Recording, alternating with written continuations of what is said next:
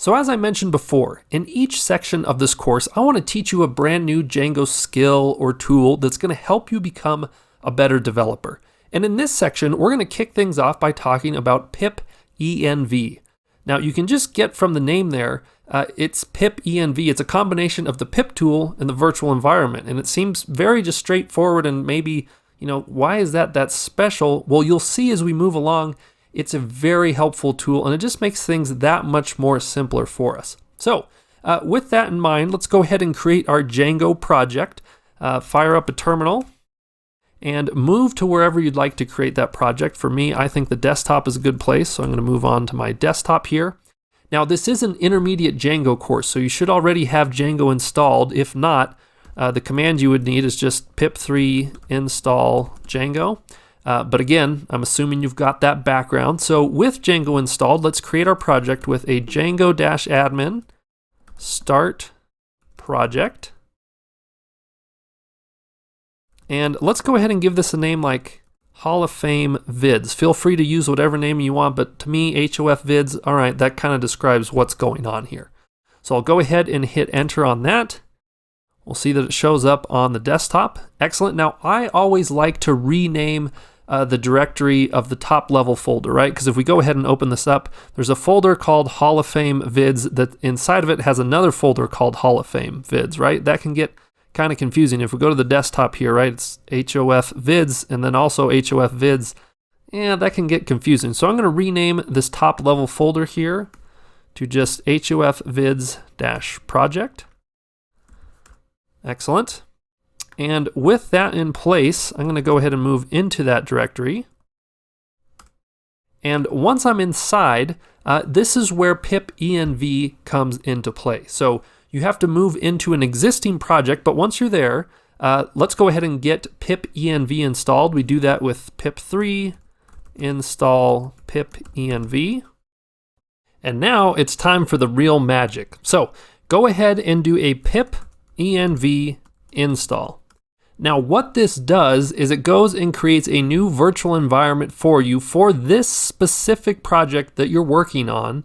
And now with this in place, it also creates two new files for you. So if we actually go ahead and open up this directory here and we look inside, there's two new files. There's a pip file and a pip.lock file. So if you look at them right now, like let's just do a nano capital pip file.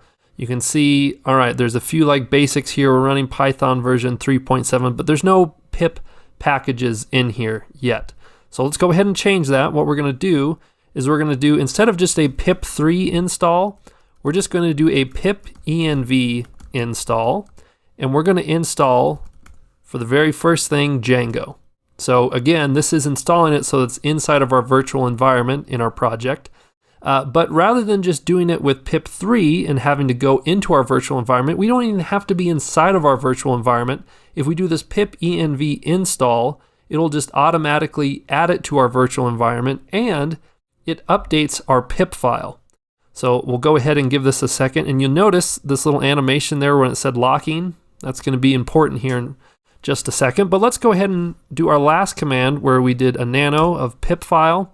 And look, now when we move inside, it's saying, hey, there's a new package here called Django.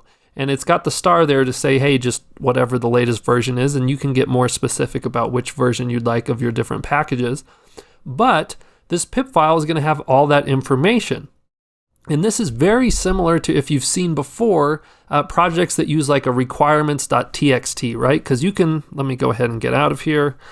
You can use something like a pip3 freeze to go ahead and list out all the different things you have installed via pip, but the pip file is sort of the more advanced version of that, and it keeps everything there for you. And you also have this pip file .lock, and this just makes sure that everything is the correct hash for the thing that you're installing, making sure that it's secure there. And more information here that you really need to dive into. You shouldn't be editing this file manually. You should only be editing your pip file, and really, you probably don't even have to edit your pip file. You just do your pip env install or uninstall, and then it's going to handle the rest for you. So you might be saying, okay, pip env, I see the pip portion of this, but where's the virtual environment part? This is where things get fun. I don't have to save my virtual environment to one specific place or anything like that. Just right inside of my project, I just say pip env shell, and what it does is it automatically fires up my virtual environment for that specific project, and now I'm right inside, ready to rock and roll.